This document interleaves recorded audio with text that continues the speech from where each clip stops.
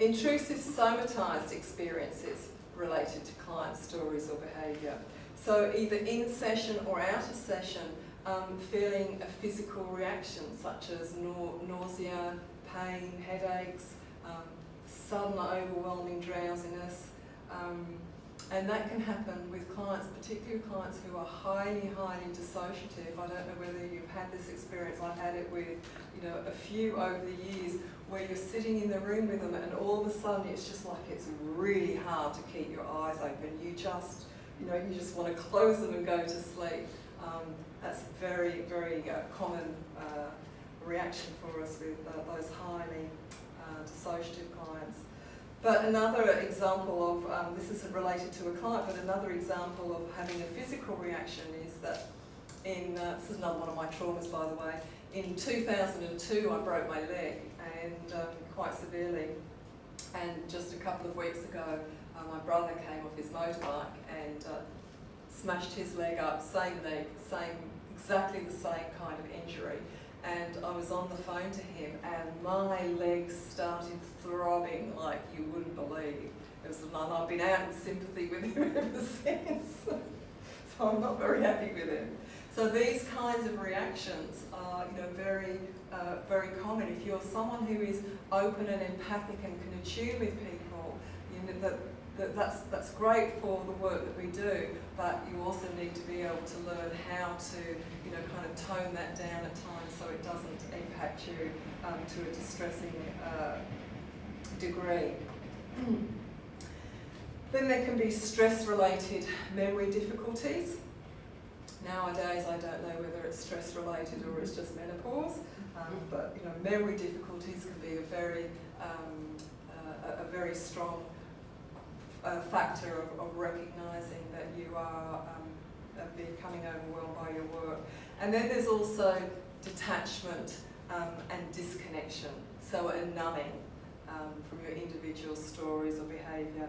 And again, this is a common defence when we're feeling overwhelmed, and being able to stand apart to a degree is healthy. We need to be able to do that. We don't want to get completely sucked into that client's reality. But if you're numbed and disconnected, then that's going to be both harmful to yourself in terms of processing the material that you're hearing, and also to your client, because you're not going to be empathically engaged with them if you're sort of like shut down and numbed to their stories. And another thing that therapists will also describe is sleep disturbances, either not being able to get to sleep or waking up, not being able to get back to sleep, and finding that their clients' stories are just going round and round in their mind, or having nightmares about those stories too.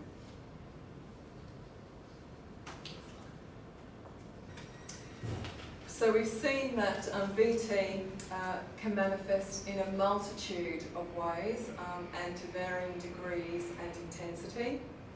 And it's an experience that can wax and wane, and it can be dependent on a whole variety of both personal and professional variables. But the most important part of all of this to understand is that just like our clients' responses to trauma, VT is a normal reaction to what we are experiencing, what we're listening to every day. And we have a responsibility to ourselves and our clients to be self-aware and to monitor ourselves for these work-related stresses, and to be proactive in our own self-care, which obviously all of you are doing today by being here for this training. But I think that we also have a responsibility to look out for our colleagues as well.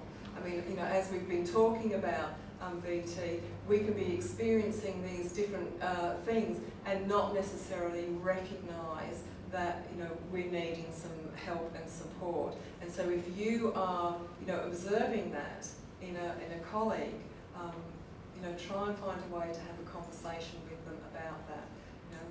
Yes, they might be defensive or they might feel offended, but hopefully they can get past that and actually hear that you are trying to help them and support them. So what happens when our VT goes unrecognised? So we may find ourselves not wanting to work with trauma anymore, getting to a point where you don't want to work on the front line. Some people might move out of the position they're in, or they might want to leave the organisation they're in, or choose to leave the profession altogether. And it can be a combination of, I've talked a lot about how hearing client stories can really wear us down over time. I tend to find more now what I find the most wearing is just dealing with the constant defences that clients put up. That in a lot of ways I find harder than actually listening to the stories.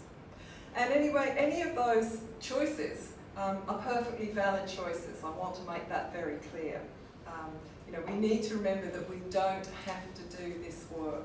It is a choice. And we need to be aware of the choices that we make, why we're making them. Are we staying in the job or are we leaving the job for the right reasons?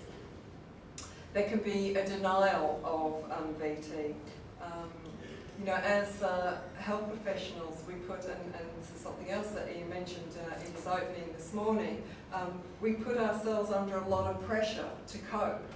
We think that we should just be able to do it all. And I think at times may have an unrealistic expectation of ourselves. We can be very good at being there for others, but maybe not so good at giving ourselves the same kind of care and attention.